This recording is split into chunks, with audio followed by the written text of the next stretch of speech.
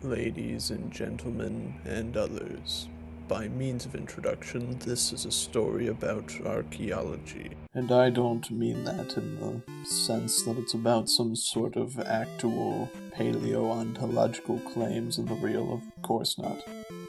Haven't I shown myself to be quite the trickster when it comes to discussions of the less than recent past?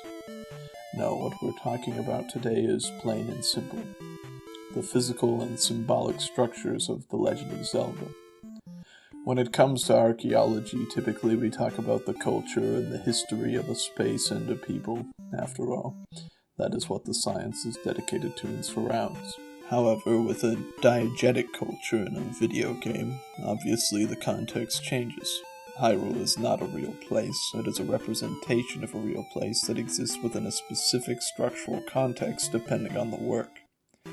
Therefore, not only is this archaeological examination a look at the literal architecture of the locations discussed within, but also the narrative structural usage of these spaces in coherence with the physical archaeological connections between them. This is a story about how The Legend of Zelda: The Wind Waker and The Legend of Zelda: Twilight Princess both construct the crossing of the threshold, the hero Link's first large triumph and foray into the actual conflict of the text, on the backs and the labor of the people that Hyrule imperialized and slaughtered, the Twilight and the Gerudo. To first understand this comparison, one must understand something about the Tower of the Gods, the third dungeon in the Wind Waker, that is not immediately apparent about it due to its existence as a non-linear connection. When one first enters the environs of the Tower of the Gods, it appears as Hylian architecture has appeared since the Legend of Zelda: Link to the Past, Hyrule Castle. Some strange mixture of genuine Greco-Roman architecture and 11th century Romanesque architecture in order to construct something familiar to the series. However, when one gets to the dungeon's final movements and faces off against the oddly Incan-influenced Godan, something changes substantially. There's an almost futuristic and ethereal, organic tenor taken to the space. Lit by a blue light with electric veins lining the walls is something that is unlike any other space in the Legend of Zelda before it. Within its context, crystallized within 2002, there is no point of comparison to be made within the series itself, though one could argue that it is the first in an odd tradition of the Legend of Zelda's structural callbacks to Disney's Atlantis: The Lost Empire from a year prior. But in an atemporal, non-linear context, something is made apparent through playing the Wind Waker's sequel, Twilight Princess. In Twilight Princess, the central conflict centers on the revolutionary action of the main villain Zant to liberate his people, the Twilight, from the spiritual prison known as the Twilight Realm that Hyrule has made for them.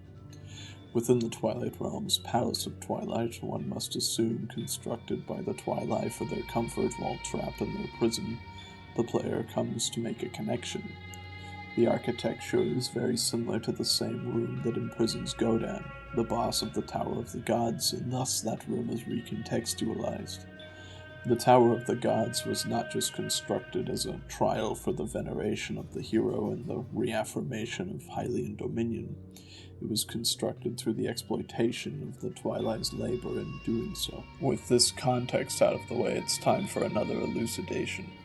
The Tower of the Gods itself, beyond any non-chronological analysis applied to its construction, is a series of challenges for the hero of Hyrule to overcome in order to both gain knowledge of the mythic tragedy of his people and also surpass the threshold into the true narrative of the Wind Waker, where one receives the iconic Master Sword which the Empire is constructed around myths of. The conquering of these tribulations then takes on a different tenor when illuminated with the new context obtained from the archaeological elements of Twilight Princess only 4 years later. To become the true hero and obtain power, wisdom, and courage, it must be walking on the skeletons of those exploited by the Hylians. The Twilight people banished from their homeland forever to a spiritual prison of decay and uncertainty, and their labor used to construct monuments solely for the adulation of Hyrule's Aeneas and his perpetual rebirthing of the fascist empire. So the Wind Waker makes itself clear in this structural sense, but Twilight Princess's role in this narrative isn't finished, itself having a peculiar similarity that this text seeks to underscore. Long before the player protagonist finds their way into the Palace of Twilight toward the end of Twilight Princess's duration, there is a similar threshold crossing into the true conflict and nature of the text.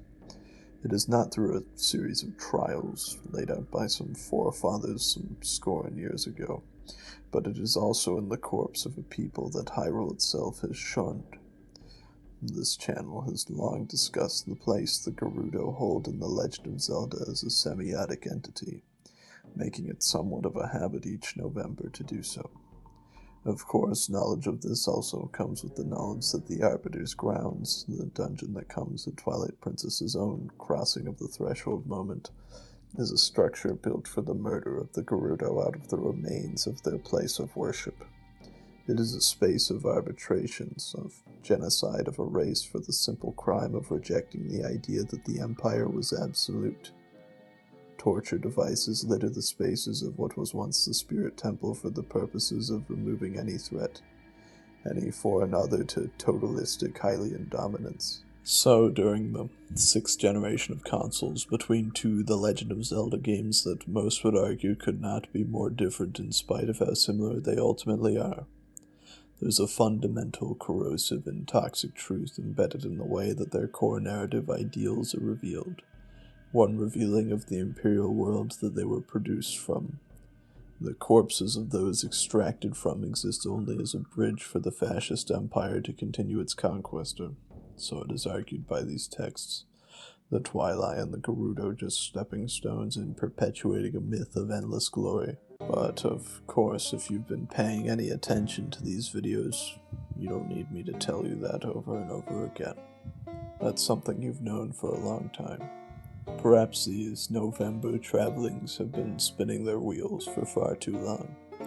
Reiterations upon reiterations of ideas that we've already understood for years. Perhaps it's time for something new. What that will be, I'm unsure, but it cannot be suffocated by the Tower of the Gods any longer.